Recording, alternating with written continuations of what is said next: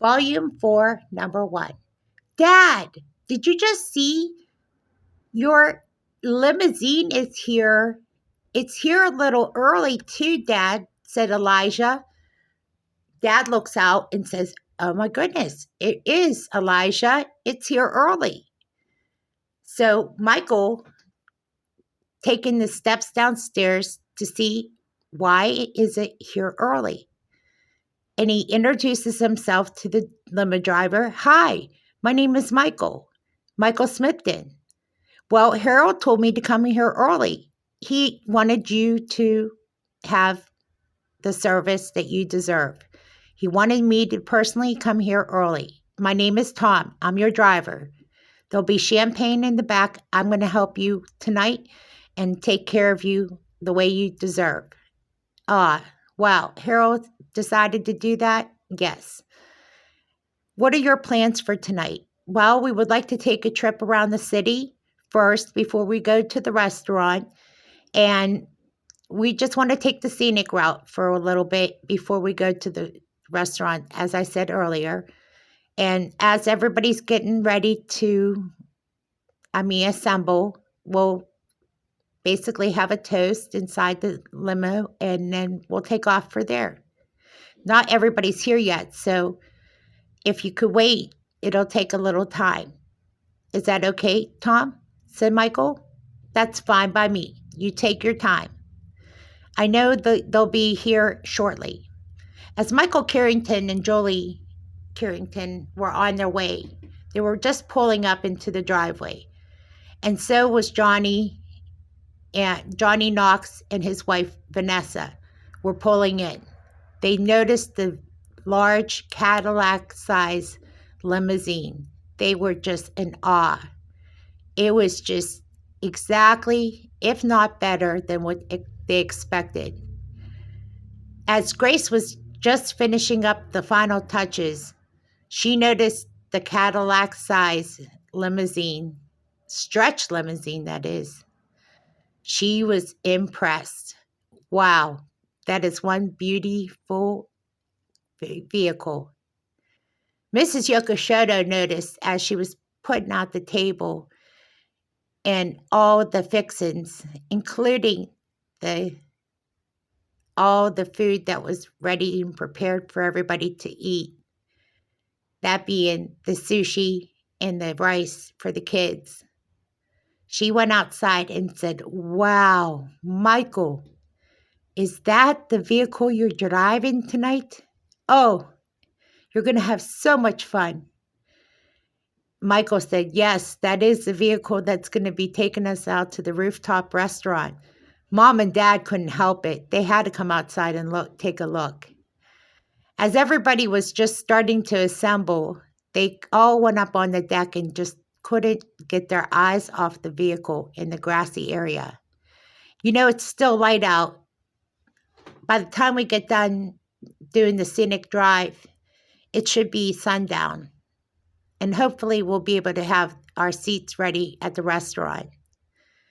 I'm sure you're going to have fun, Mrs. Yokomashoto. And Lisa's here on time too, so it's perfect timing. Lisa was actually supposed to be there at 7 o'clock, but was told by Miss Jackson to be there early because everybody was going to be leaving, that Lisa got there early in time. She's actually filling in for Jessica.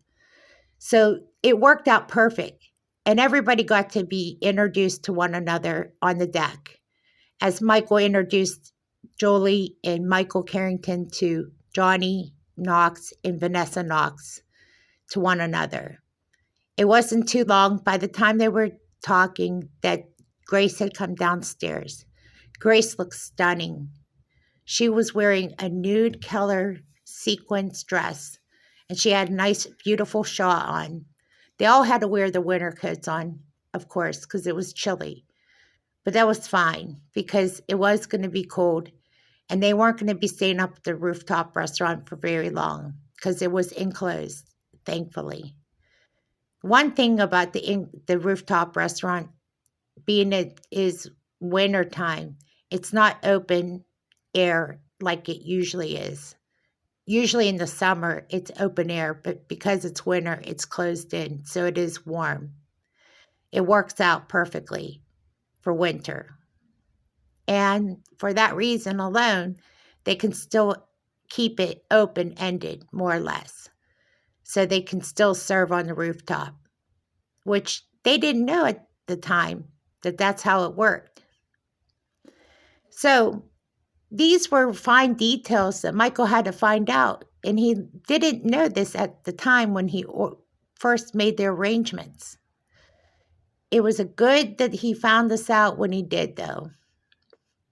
So Michael said to everybody, as preparing everybody to get into the limousine, everybody, you're going to have to be introduced to our limo driver. He's going to be taking care of us tonight. We're going to tip him very well. So everybody, remember, please pitch in and tip our limo driver. And everybody was agreeing to that. We got to tip him very well. And same with our waitresses and our bussers tonight. That's our responsibility as a group. And everyone agreed. So as they went over to talk to Tom, the limo driver, they all introduced themselves and they were all cordial with Tom. Tom was a very nice limo driver. So they were excited. They were getting the night started. They weren't quite ready to leave, but they wanted to hang out inside the limo and have a toast. So they didn't really have anything prepared or a statement prepared, but Johnny wanted to toast to both Michael and Grace. He said, as he poured a flute to Michael and Grace, and then poured a flute for everybody else of champagne that was already provided in the limousine. He said, I just want to toast to you, Michael and Grace. May this be forever and all the years to come. As they toasted to Michael and Grace on their third anniversary, their third wedding anniversary, as Vanessa put it.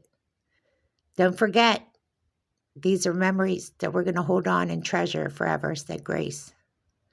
As they drank the champagne, it was just starting off to be a wonderful night with a few friends and family. It was going to turn out to be just as they expected and more. As the night was ready to start off, they decided to go ahead and go forward with that scenic drive inside the limo, and off they went. It was going to be a scenic tour and then a drive through the city to see the city lights as the sun was about to go down. Remember, they started out, it was pretty light, but as night grew, it started to get a little more dimmer at night as night closed in. They arrived at the rooftop restaurant, and as expected, it was enclosed. So the cello was already playing, and so was the violin. It was really wonderful. As their waitress approached the table, she said to them, I hear you have a reservation for 8. The hostess had seated them at the table. Yes, our hostess seated us ahead of schedule. Okay, well then, I just want to let you know what our soup of the day is. It is French onion soup, and we have several appetizers, depending on what you would like, but I would suggest we have calamari, and we also have stuffed mushrooms. If you're interested, let me know. How can I start you off with anything special? Said Michelle, the waitress. Well, Michelle, we would like to start off with water and a bottle of the best champagne. And would you like 8 flutes? Yes, ma'am, said Grace. Excellent. I'll get you started. I'll be right back. And she went to the bar and got the best champagne of the house. And she poured them each 8 flutes of champagne. Oh, that is great. We're going to toast again? Yes, we are, said Grace. And they toasted to a wonderful evening together as a great group of friends and family. Here's to forever, said Grace. And then Vanessa said, yes, here's to forever. And Julie nodded, yes, forever, indeed. And they all drank and enjoyed a glass of champagne, the best champagne in the house. And it wasn't that much longer after that that Michelle, the waitress, stopped by and asked them, are you ready to order? And she said to them, listen, I'm in no rush if you are not ready. No, we're ready to order, said Grace. Are you ready to order, Julie? Are you ready to order, Mom and Dad? Yes, we're ready to order. And wouldn't you know it, everybody ordered almost the same exact order. Everybody ordered surf and turf and literally the same item, prime rib, medium well. It wasn't hard. She literally had the order straight. And by the time the order came up and was delivered, everybody got their order. It wasn't hard because it wasn't like as if they mixed it up. It was all lobster and prime rib. Wow. You couldn't mix it up. That's how easy it was. What an easy job for a waitress to have the same order for everybody. So by the time they sunk their teeth into this beautiful, delicious meal, it was just wonderful. Everybody was so happy with the meal, and it just tasted so good. Michael said, compliments to the chef, by the way, Michelle. Please tell him. So they finished up their meal, and the bussers came to bus the table and pre-bus everything that was needed to be off the table. And then the waitress crumbed the table. As everything was removed from the table that needed to be removed, they started to hear the music playing. This music is delightful. It sounds so good. They haven't even started playing the dancing music yet. Oh, soon enough, said Michael. Soon enough. We need to let our food digest somewhat. When it's time to play that music, let me know, because I'm ready to put my dancing shoes on, said Grace. Grace, just hold on. Should we order dessert? Well, I did have something planned. I did have a small, I don't know, it's something small. It's a wedding anniversary cake. Oh, really? Said Grace. That's so great. And just as he said that, out comes the waitress with a white anniversary cake. It's very small, but big enough for everybody to get a small piece. And out came this wedding anniversary cake. And it was just so sweet. And it was sat in front of Grace. Grace, I just want to tell you, if I could marry you all over again, I would.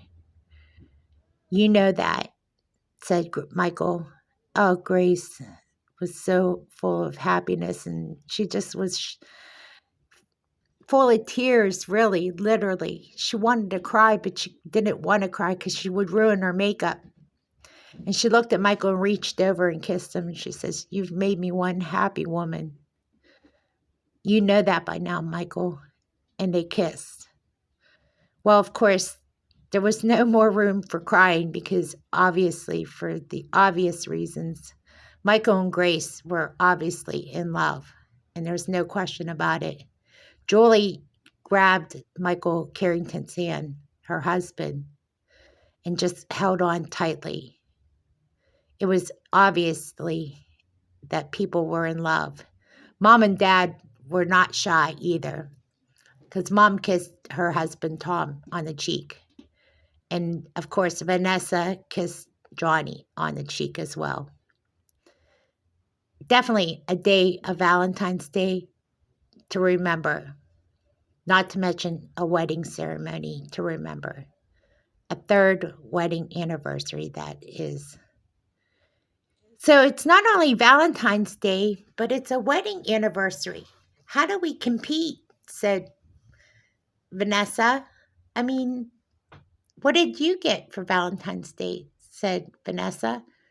Well, I actually am wearing my Valentine's Day gift on my neck. It's from Michael. And what did you get?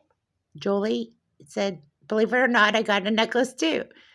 And Vanessa laughed and giggled and said, I got a Valentine's Day necklace too. Did they all shop at the same store?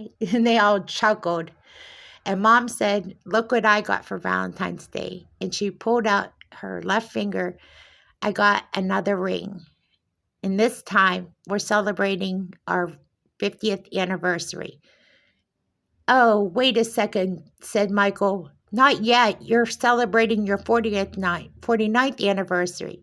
That's correct, but this is for our 50th. We're getting ready for our 50th anniversary. Oh, good, said Michael. I'm relieved. For a moment there, I thought I was missing a year. Well, we're approaching our 50th anniversary. So this is a head start. This is what your dad said. And as they were thinking about Valentine's Day and the third wedding anniversary and talking amongst one another, it was obvious that this was a perfect night. And the dancing was almost about to begin as the night was just getting started. Now that the dinner was aside and they were just enjoying each other's company, while their limo driver was waiting for them. They knew the dancing was going to be short and sweet, but still, the night is still young. And as the night being still young, they still had some dancing yet to be started. Wow, we're about to get ready to dance. Are you all ready to dance? I am so ready for this. So they're ready to get the night started, and the dancing is about to begin. And this segment is come to an end.